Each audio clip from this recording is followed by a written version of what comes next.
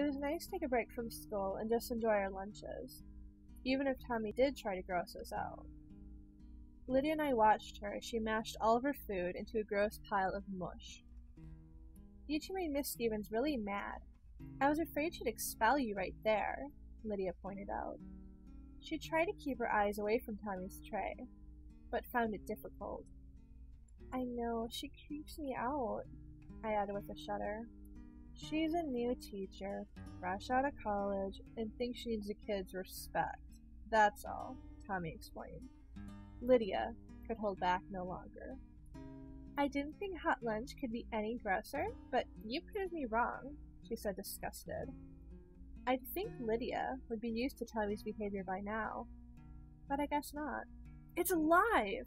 Tommy screamed, loud enough for the whole cafeteria to hear. Want some? She asked. She put her spoon close up to Lydia's face. No, gross! Lydia screamed.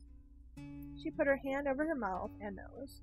Tommy laughed and ate some, just to gross us out. Sick, I said, while watching her lick the spoon. Who wants a food fight? She asked. She mixed her food up even more and added some applesauce for a sloppier look. Not me, Lydia said in a snotty kind of way. She stood up from her seat and flipped her hair back. My hair is perfect for the first day, and I don't want to mess it up. She had her eyes closed as she talked, like she did when she tried to look sophisticated. She had one hand laying on her hip, and the other fluffing up her hair.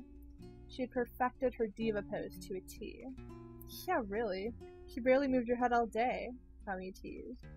She threw a green bean in Lydia's hair, then watched to see what would happen. You're so mature, Lydia screamed. She jumped back and ran to the bathroom.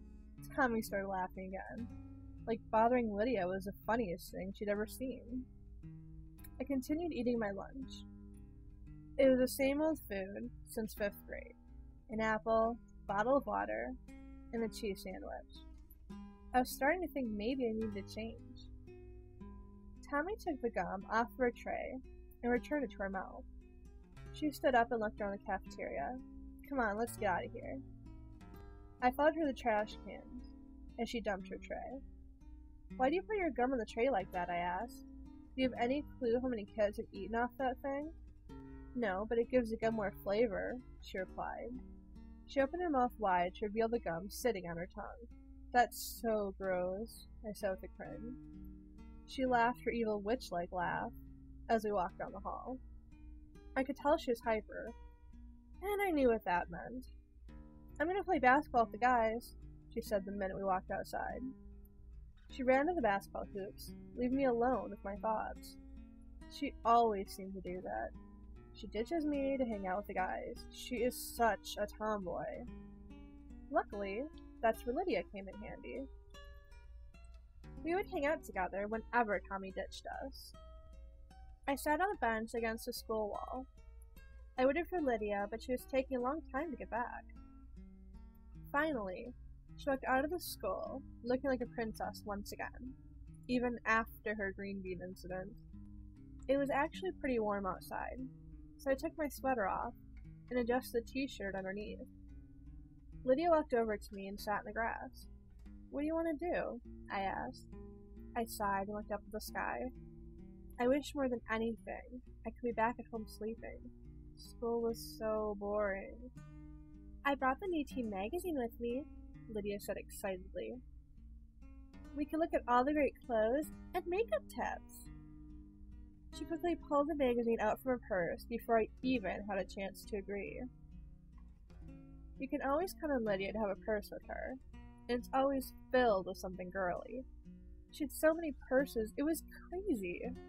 She had a purse to match almost all of her outfits. That sounds great, I said, my voice filled with sarcasm.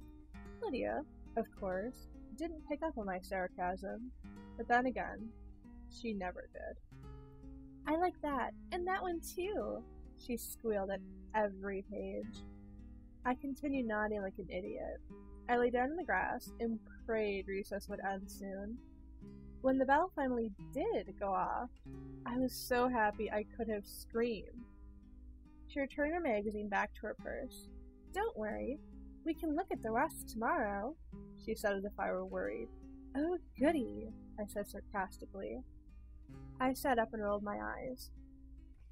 She just giggled and smiled at me. The day went by so slowly. I had to sit through class after class of learning new teachers' names and hearing tons of new rules. But finally, it was over. I could not believe I had homework on the first day. What kind of teachers would do such a hateful thing? Well, it wasn't exactly a bunch. It was just a few questions about ourselves, but it was still homework just the same. I eagerly waited in front of the school, searching for my mom's car. It was hard to see through the crowd of kids and parents running around all over the place. See you tomorrow, Tommy yelled. I could see her across the street waving to me. She jumped on her skateboard and disappeared down the road. Lydia walked across the street with a bunch of her rich friends. She waved to me and mouthed the words goodbye. I peered around the corner at just the right moment. I could see Alex walking around the fence with his friend Darren. I could feel myself blush. I turned away so he wouldn't see me watching. From the corner of my eye, I watched him get to his mom's car with his friend. After they drove away, I was able to catch my breath again. He had a power over me, a power I didn't think I'd ever fully understand. After a few minutes, with Alex on my mind, I noticed my mom's car. She was waiting in a long line with other impatient parents. I waved to her, letting her know I saw her, then ran over to the car. I had to sit in the back with Sydney and Kita, because Isabel took the front seat. How was school today, honey? My mom asked. She tried to get out of the crowd, but was having a difficult time. It was okay, I replied. I looked out the window, and hoped this would be a good year. When I made it home, I ran up to my bedroom. I set my backpack on the floor and took a good look around. If the expression, your bedroom is a view of oneself, is true, then mine was a bit misunderstood. My window was open just a crack, allowing my violet curtains to blow gracefully in the breeze. I realized my bedroom was pretty empty looking, aside from my desk. My floors were bare. I kept things neat for the most part. All of my dirty clothes went into the hamper, my clean clothes, and my closet or dresser. The only other unorganized space in my room would be my bed, but that could easily be tidied up. I looked at the many piles of papers and notebooks stacked on my desk. I was thinking about sorting it all out, but maybe it was a task for another day. I opened my desk drawer and took out a capped pen. I walked over to my bed. I dug around underneath until I found it. I carefully pulled out a box. This was the box of my past. Things I used to love, but didn't feel like me anymore, went inside. A few pictures of myself and my friends sat at the bottom. They ended up here because I didn't like my haircut in those pictures, or my outfit didn't look quite right. Whatever the reason, I hid those moments away in a box of time, only accessible by me. I also stored a few pictures I drew when I was just learning to draw. I'm proud of them, but knew others wouldn't really understand.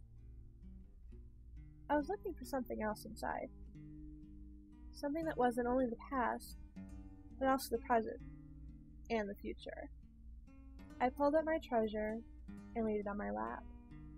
My diary. I knew I had to find a better place to hide it, now that Sydney knew where it was. But I hated moving it from its original location. I felt like it belonged there. I opened it up and flipped through the pages. I sat on my bed and tapped the pen against my lips. I stopped at a fresh page. I scribbled down the date in the corner, then began writing.